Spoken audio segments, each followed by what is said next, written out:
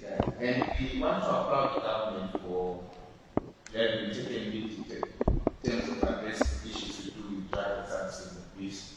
I think the second, which comes with COVID-19, is the issues we are grappling with of driver services and abuse. And yes, much has been done in terms of coming up with a multi-sectoral approach to dealing with this, but we still feel the government of the day, and through you, our honorable members, we can do more in terms of making sure that the young people who are the future of this nation have their health issues and their well-being being addressed.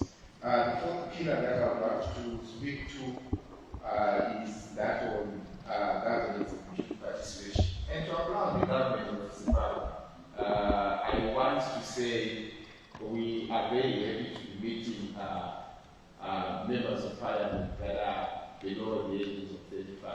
And we want to thank government for the youth quota, but we still feel more can be done. If you compute the 10 out of 210 members of parliament, it will give us a paltry 0.5% representation of young people in Ghana. Yes, some can contest as members in their respective constituency, but we still feel government should push more. What we would want to see happen is probably a 25% quota of youth representation in decision making, and for that to be legislated in the upcoming youth bill, that we also request you members of parliament to expedite so that it sees its realization. Let me say that there is a very important statistic that I want to share with the members here. Of the 5.4 million that I've alluded to, you will find that an estimated 2,338,942 youth are not in education, are not in employment, and are not in training. The short acronym for that is the needs. They are not anyway, they just watch the world pass by in their respectively. So I think my challenge for honorable members as we make this deliberation is what should the government of Zimbabwe do with these people that are just seeing things passing by. There is no say, they are just where they are, and they constitute that bigger number. So as we make our deliberations, I think that's a statistic that we need to take care of in devising our strategies, in trying to request for resources. How can we then sit and try and mobilize the resources to cater for these 2.3 million young people who are just sitting by and seeing things happen? Let me say that I wish to then say what you find is, as young people, the greater part of the population is being supported by a few people that are in employment.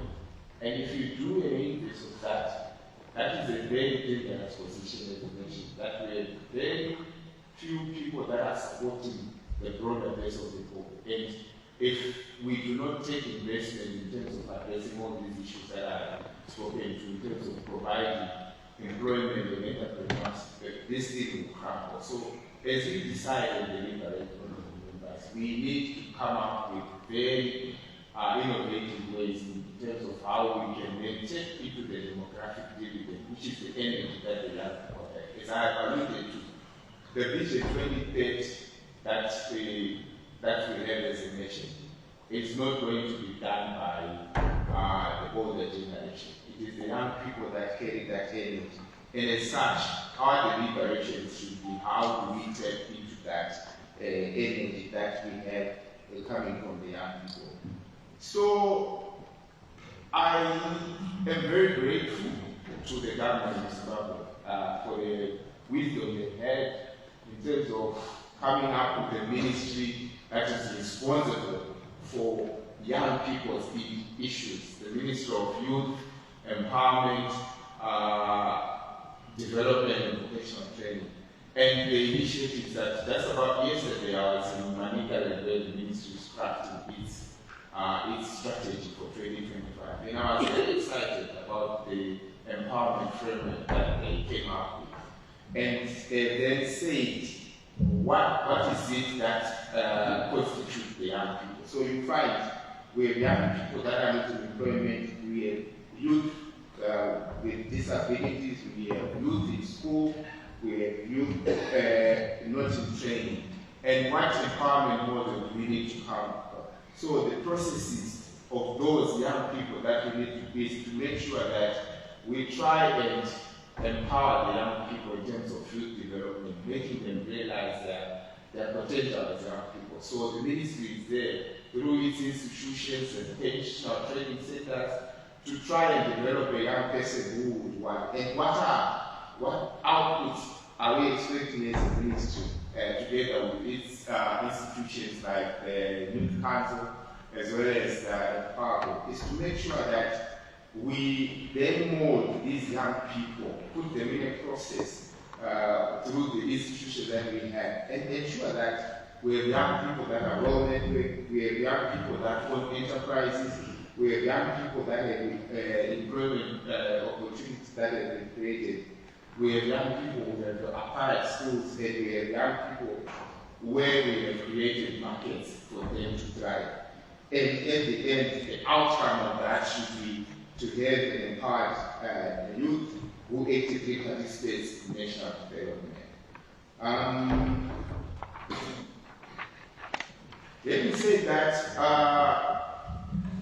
the government of Zimbabwe has then saw it fit that for us to be able to have to benefit from the dividend of the young people, it's very difficult for government to go and reach out a young person in their individual capacity. And to that end, the government has created an institution which is the Zimbabwe Council, which is solely responsible for coordinating and organizing the young people. So for the country to benefit from the energy of young people, we need an organized young people. So to that end, we have an institution, which is the Youth Council, which is responsible for organizing young people. So what I would want to encourage young people that are there is, when government will obviously come with empowerment initiatives, but when they do come, they are not going to reach out to you in your individual capacity. So I want to encourage you to go and formulate clubs, associations in various sectors based on your needs and interests. You register with our relevant ministry and grassroots. Because at the end of the day, the mantra has been to leave no one in no place behind. So for as long as we are operating as individuals and not found in some kind of coordination, the development and empowerment initiatives from government may elude us. So what at school level for young people to tell government that we are a club here in Zarabal, we are interested in in hand harvesting. So we want government to come and support our initiative. And register with the respective ministries that we have. We have ministry youth officers at one level. So a club at that level should be formed, and they should feed into associations at district level and then up to the national level. So that when government then says we are coming up with wanting to empower young people in mining, young people in agriculture, young people in tourism, we don't just do it haphazardly. We do it in a coordinated and well-structured way. So my encouragement is, let us be organized as young people. Before we even talk about government not meeting our needs, and we organize ourselves. That being said, I want to encourage each one of us here to be free and say whatever you feel government should do, so that we take it up with our honorable members, so that we can advocate for a greater chance. We are 33% of the nation, and the budget there for 2025 should reflect that. Thank you very much.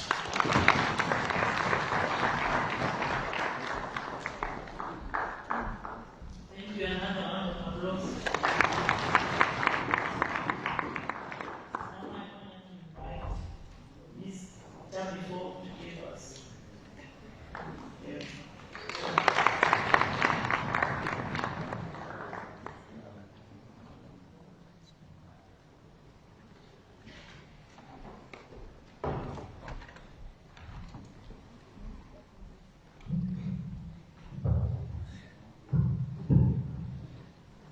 just telling the Deputy Minister that, don't worry, I'm going to manage the time, because we are supposed to listen to the participants, the young people themselves, to get their voices as the government prepares the 2025 budget. So we have not come for extensive speeches.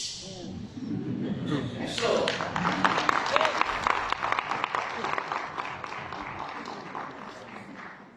delegates to this inaugural first ever conference, bringing young people together from the 10 provinces of the Republic of Zimbabwe to talk about money matters, to talk about issues that concern them, to ensure that where the money is going to be put is going to transform their lives wherever they find themselves. You are most welcome, and congratulations again to the organizers of this conference. A round of applause.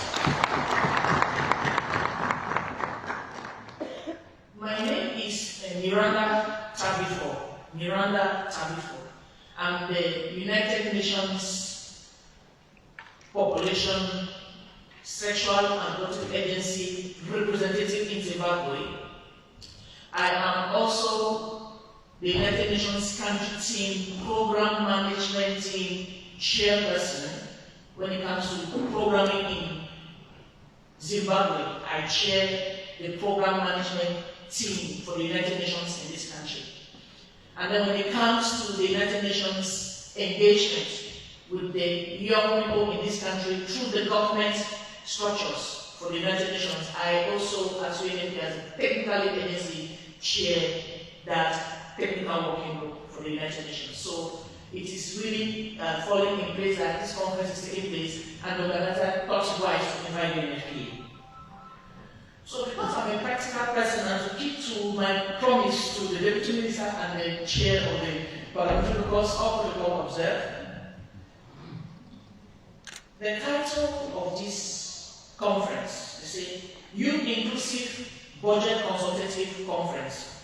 And the organizers requested that I should share some thoughts with regards to the theme harnessing the youth demographic dividend and maintaining the gains of youth development in the face of humanitarian crisis, and in brackets, drought and pandemic. So straight to the point, also coming from a pedagogic background, not going out of context. So on the basis of that, Deputy Minister, it is so interesting that the government of Zimbabwe in 2017 adopted and signed this document called Harnessing the Demographic Dividend in Zimbabwe. Although I think some of the members of Parliament don't even know that this document exists. Because don't need to be reinventing the wheel. Before this document was published, there were extensive consultations.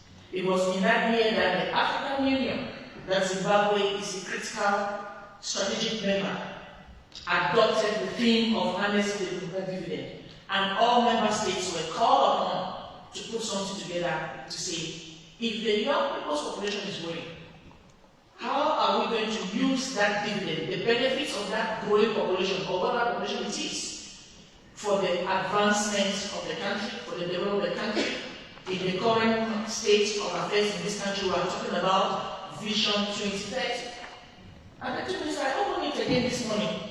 Even when we were sitting, I was looking and said, how do I manage this to focus straight to the issues? And there are just four things. You mentioned part of it, Brian also did mention. The first is employment and entrepreneurship. The second pillar is education and skills development. The third pillar is health and well-being. And the fourth pillar is rights and governance and youth empowerment. We talked about youth participation. It is here. Zimbabwe published it in 2017. And we are now preparing a budget for 2025. We don't need to reinvent the wheel. That is my first comment, and I believe we will get some of this to share with the participants to inform their deliberations in the different committees. I've taken 12 minutes. The second aspect is reflecting on what this country against Zimbabwe just did during the just ended Summit of the Future of the United Nations General Assembly. The Summit of the Future during the United Nations General Assembly. Honorable Sir, you might actually want to, I'm sure you are aware, the young people, some of them are here, in a consultative, transparent process, spoke their issues, tabled their recommendations, what they believe, Honorable Minister, that these are the issues and the insights that concerns us as Zimbabwean youth to take to the big assembly of the United Nations. And Deputy Minister, they categorize their recommendations on the following things, which I believe the National Youth Council, please, the chairperson of the committee, please, if you can take this document and photocopy and share with them as they deliberate the committees. They recommended the following things, and all of the 10 provinces participated. They said the government is going to speak at the General Assembly, and I think we have some participants or so that were sponsored to go to the General Assembly. They mentioned strengthening youth-led accountability. I'm not going to list each of what they mentioned for each thematic area, but we can photocopy this document and give to young people.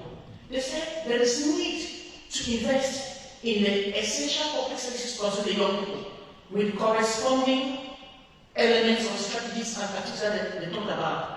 They said there is a need to address disparities and inequalities. The fourth area was addressing poverty and ensuring inclusivity, and this conference about inclusivity, inclusive budget.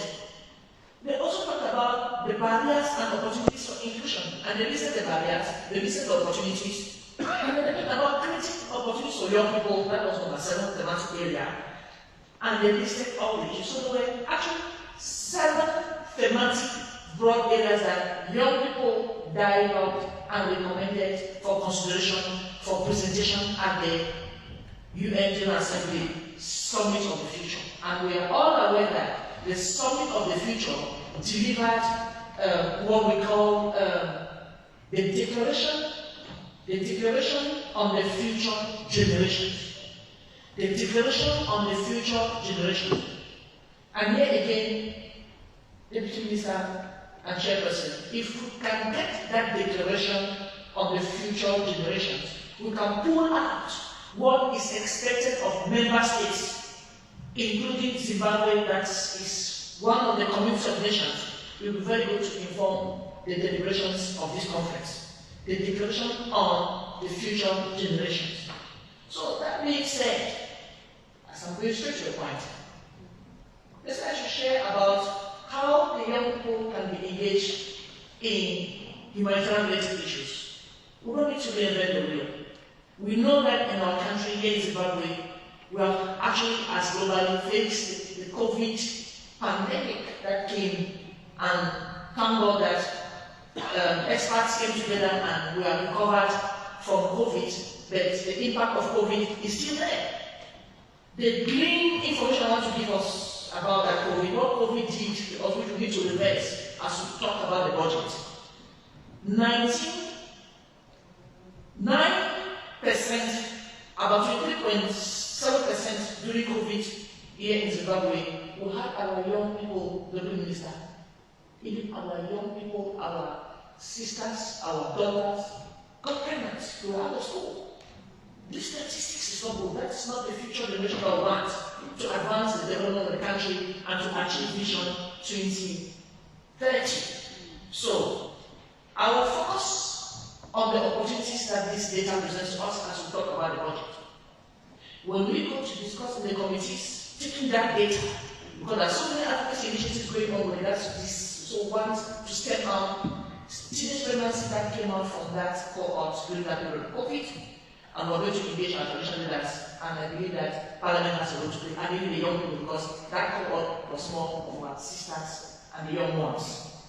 And the last element I want to mention is UNFP, and I'm going to end straight to the point. I introduced myself that I work for UNFP. a strategic, important thematic area that focuses on ensuring that there is youth empowerment, there is youth development, and we always have our own mantra, a narrative tagline that says, for young people to achieve their full potential, we need to invest in young people. So that means I think, in addition to putting the focus on the thematic issues that the young people have already raised, after the conference, we continue to talk about, or in talking about putting in place a youth investment case. An investment case that is budgeted. We have the national youth policy, and I understand that the policy is almost obsolete. If you look at the policy and the thematic areas that the policy addresses, we should be able to review it and translate the policy into a youth investment case for this country. On that note, I just want to thank you for inviting me here. Count on our support to advance the agenda together. And it is a wonderful, wonderful initiative that for the first time in the history of Zimbabwe, young people have come to Parliament to discuss budgets that concern their future. Thank you.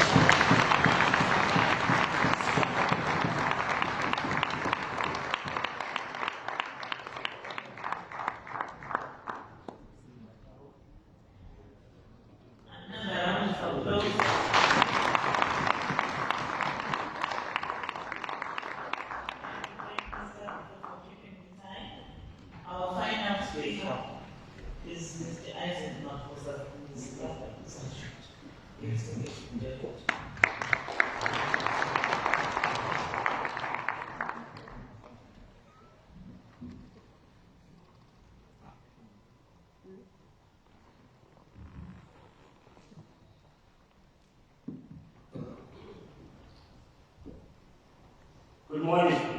Good morning. The Deputy Clerk, thank you so much. Deputy Minister, allow me to write on the protocol already observed and give you a few words. The last time I spoke on this particular platform, hardly 3 months ago, we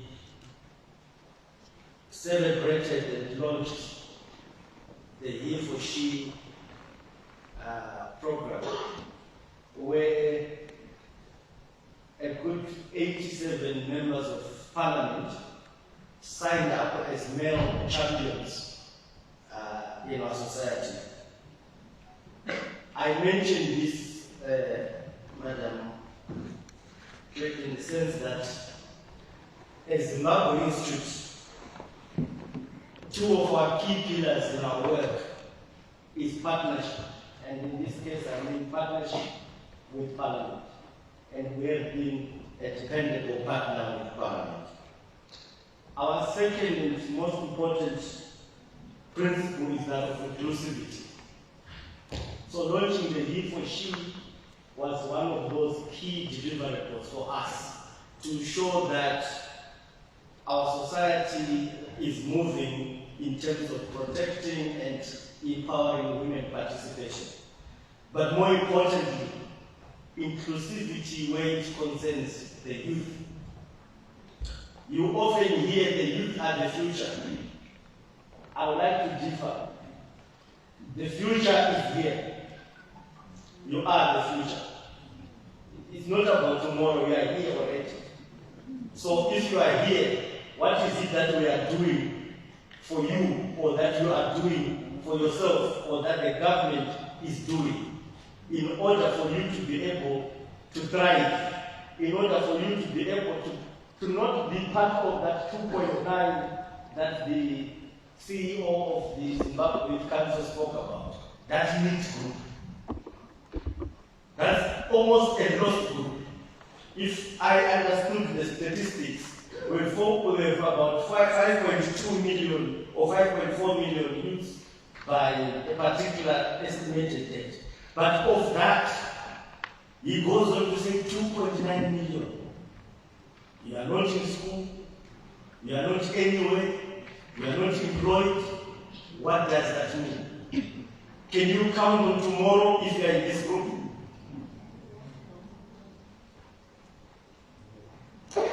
As a result, this is your opportunity. Do not just speak for yourself. Speak for that 2.9 members that are somehow lost. Because if they are lost, they may come back and become a toxic part of our society because they are lost. But they are not just lost, they are actually in a state of deprivation. Because they are nowhere, they are not employed. They are the ones that fall in the cracks of those drug abuse substances that we were talking about, that the Deputy Minister called the second stage after COVID. So, young people, some of us will have a very small and important role in that. We believe that if we work together, Deputy Minister, if we work together in partnership, we are likely to achieve more and we are likely to promote more of our youth to become part of the society, to become part of today, not just about tomorrow. Yes, tomorrow is important, but what about today? Have you eaten? Have you gone to school? Have you got a job? What are you doing? These are the things that I think matters in your life. If I'm wrong, I stand guided. But I believe that as we meet here to discuss the youth inclusive budget, this is a key milestone in that you are saying as the 33%, where are we in this budget? Where are we in this part of this country? And how are we factored? And this is an important point to voice out your needs and those of the ones that we left behind and those of the ones that are in that 2.9 million group of needs young people. I realize that time is gone, so I will end here and simply encourage that the Speaker, Deputy Minister, as we move forward, and I believe I said this earlier, as the Zimbabwe Institute, we are very excited to work with your ministry, to work with the youth from the political parties, to work with the Youth Council, and to work with Parliament, and ensure that this inclusivity, to ensure that the voice of the young people is heard. I thank you.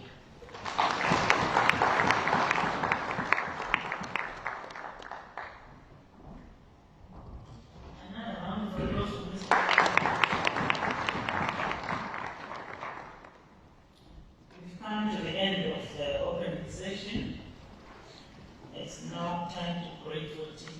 Chair has been guided. What time should we convene?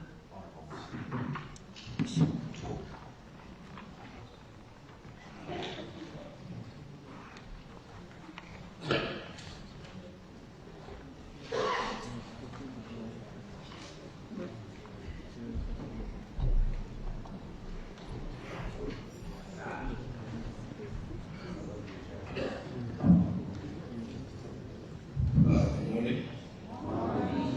I'm not quite so elevated, so.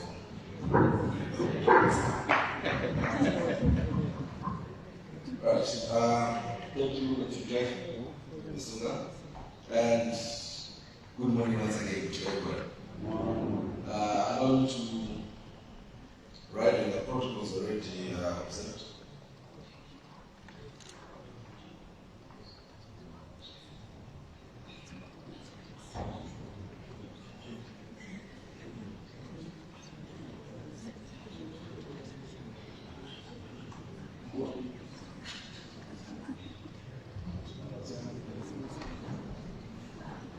Sorry about that. The husband are also allowed to us.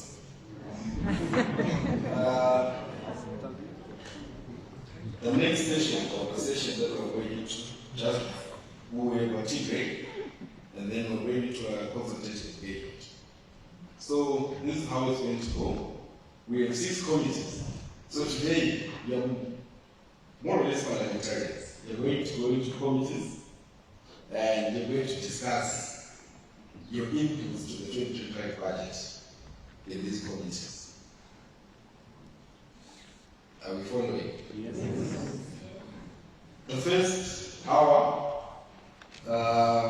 will start at 20 past 11 up to 20 past 12. Then the second hour will run after that up to 20 past 1. So we're going to have 6 committees first in the first hour, which will be the following. We'll have higher and tertiary education, innovation, science and technology. The second will be public service, labor, social welfare. The third one, primary and secondary education. The fourth one, environment, climate, and wildlife. The fifth one will be health and childcare. The sixth one will be justice, legal, and parliamentary affairs. So these committees will be in committees. Higher and tertiary will be committee 1. Public service in committee 2.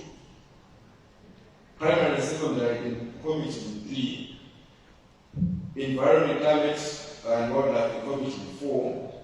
These are all on the first floor. So the one that we are in right now is the first floor. As we exit and enter the parliament building, that's the first floor. You look for committee 1 to committee 4. For those who will be in higher and tertiary, public service, primary and secondary environment. And then health and childcare, we're going to the second floor, take the elevators up to the second floor, and we go into committee 7.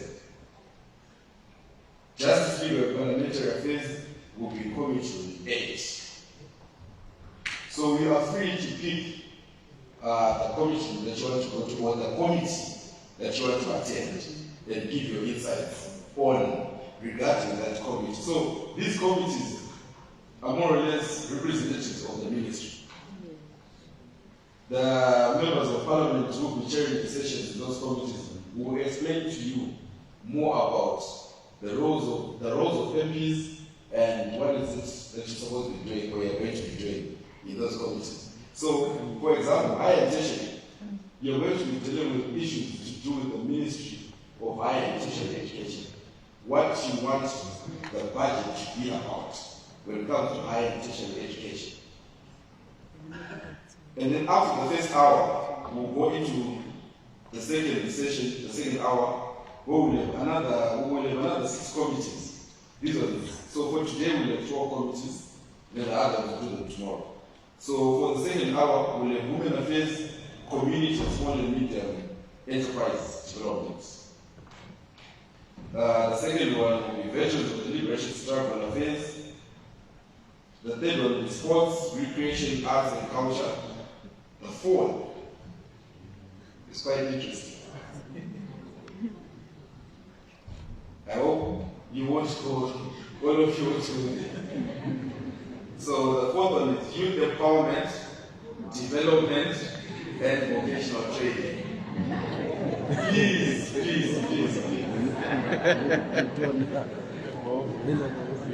I know this is our forte, so please, let's try and make sure that we attend other committees. The fifth one will be home affairs and cultural heritage. The sixth and last one will be information and communication technology, post-op and courier services. So the last 6 that I just spoke about, we'll do them in the second hour. So in the first hour, right now, from 20 past 11 to 20 past 12, all of us, we divide ourselves into these 6 committees, and then we go and give our insights. We'll have honorable members who will be chairing. So for higher tertiary, we have Honorable Chakukura, she'll be chairing higher tertiary education. For public service, labor, and social welfare, we have Honorable Malinganiso. Primary and secondary education, we have Honorable Thompson. Environment, climate, and wildlife, we have Honorable Bachila. Health and child care with Honorable P. Luzo. And Justice, Legal and Parliamentary Affairs with Honorable Changiai. So the honorable members will have text so that you familiarize yourself with them, and also you know which commission you're going to. So, and then also we have youth focal desks or focal from the ministry, from the ministries that are here. May you please remain behind as everyone else is waiting for tea. And then I believe I'm calling you all honorable members today.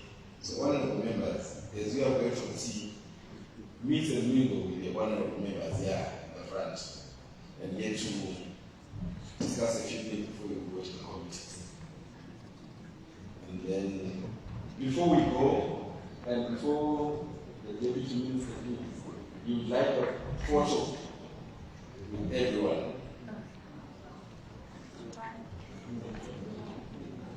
I don't like photos.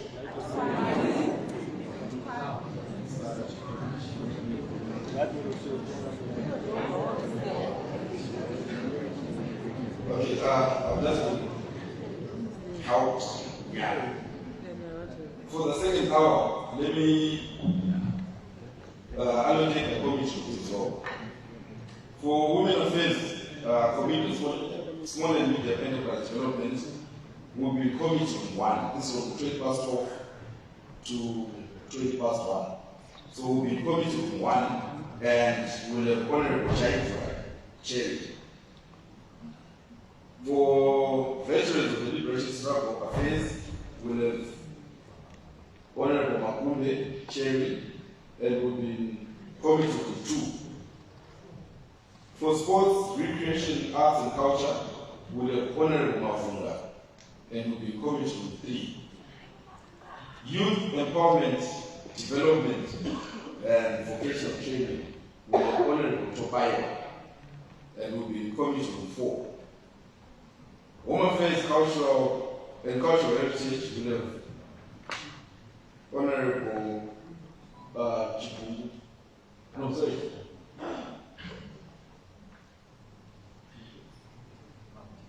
Oh, Honorable Moses. In Committee 7, that's second floor. And then Information, Communication Technology, and Postal Career Services will have Honorable Chipungu in Committee 8. So that's for this session. It's regular for our team. Let's remember, 20 past 11, we enter the committee rooms. So get ready for the photo of the deputy minister, and then we enter the tea. Thank you very much.